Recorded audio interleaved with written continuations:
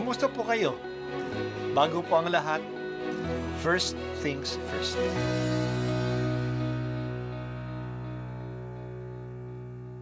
Good morning po. Sinisimulan po natin ngayon ang first things first. At dito po, tinatalakay natin sa unang bahagi ng umaga natin ay ang first readings na binabasa po sa banal na misa.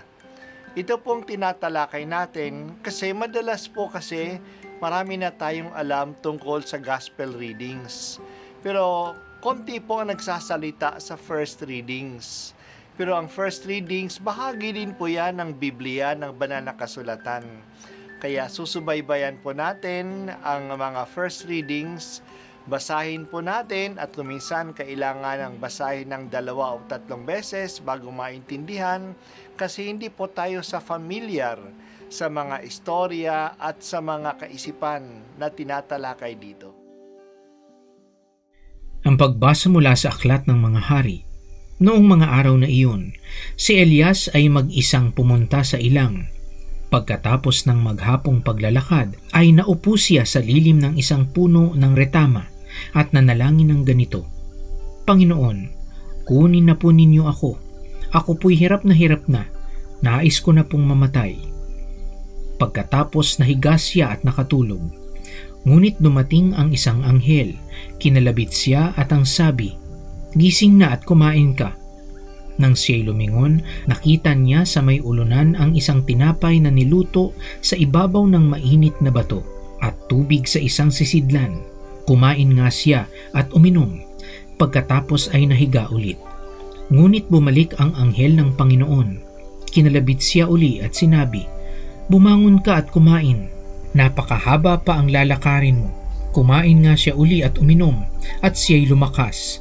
Sa tulong ng pagkaing iyon, naglakbay siyang 40 araw at 40 gabi hanggang sa Horeb, ang bundok ng Diyos. Ang salita ng Diyos. Salamat sa Diyos.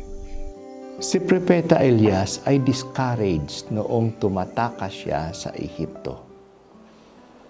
Napatunayan na sa bundok ng Carmel na wala ng ibang Diyos kundi si Yahweh.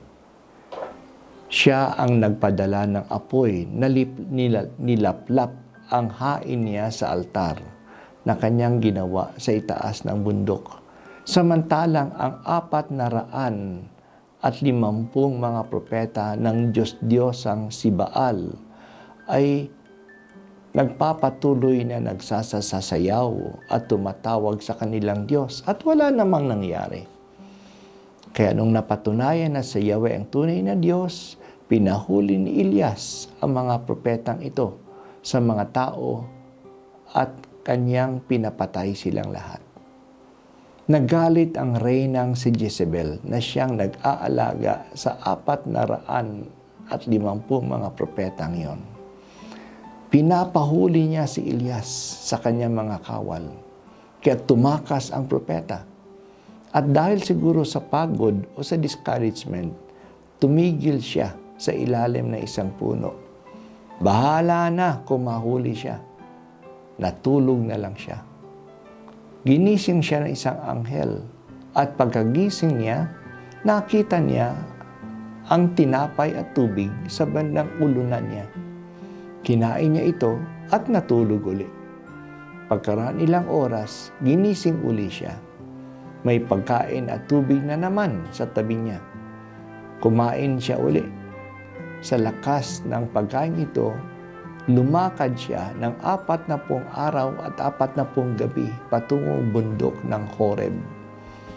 Ang bundok ng Horeb ay siyang bundok ng Sinai, kung saan nagpakita ang Diyos kay Moises. Mga 500 taon na ang nakaraan. Doon binigay ng Diyos kay Moises ang batas na dapat sundin ng mga Israelita.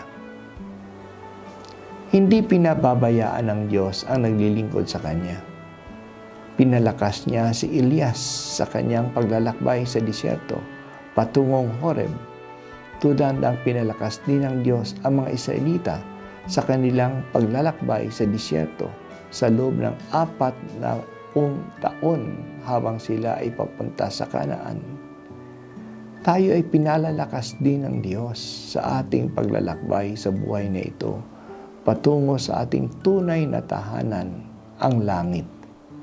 Ang pagkain natin sa paglalakbay na ito ay ang katawan ni Kristo na ating natatanggap sa banal na misa. Kaya mahalaga na palagi nating tatanggapin si Jesus sa banal na komunyon.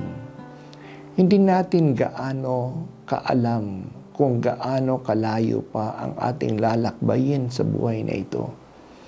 Madalas may mga hadlang sa ating daan at tayo ay napapagod na. Tanggapin natin ang pagkaing binibigay sa atin. Salamat o Diyos sa iyong katawan na pagkain namin. Hindi lang ito simpleng pagkain. Ito ay ikaw mismo na siyang nakikiisa at nagpapalakas sa amin.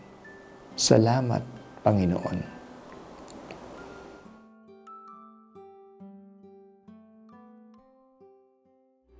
At ako po ay si Bishop Broderick Pabilio dito sa First Things First.